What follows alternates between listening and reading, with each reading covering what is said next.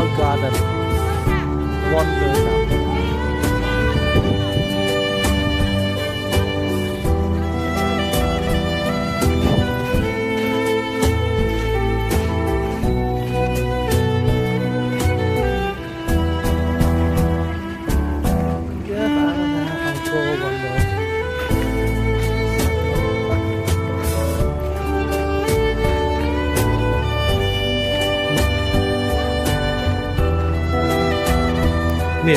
It's coffee time.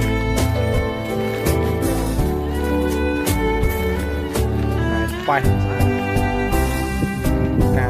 Ca sao quá.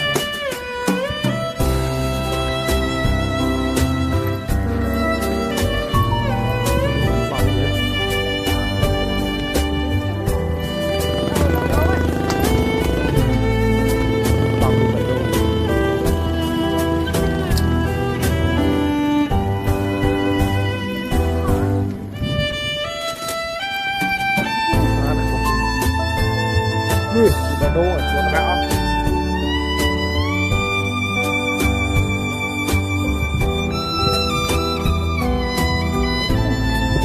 làm ai mà chung với những chán ạ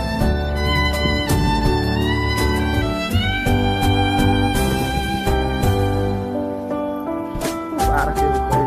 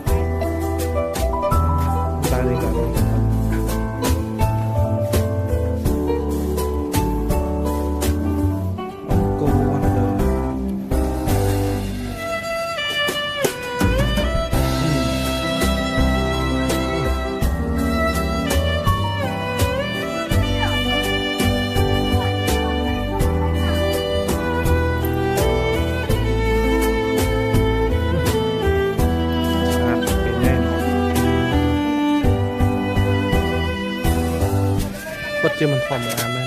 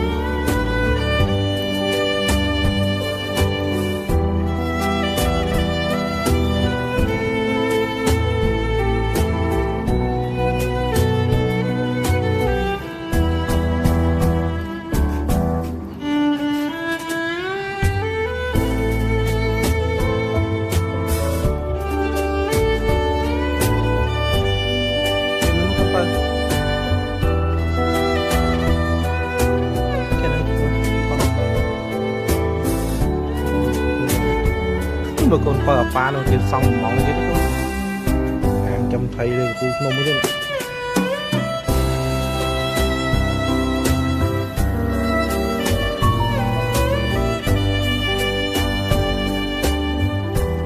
ini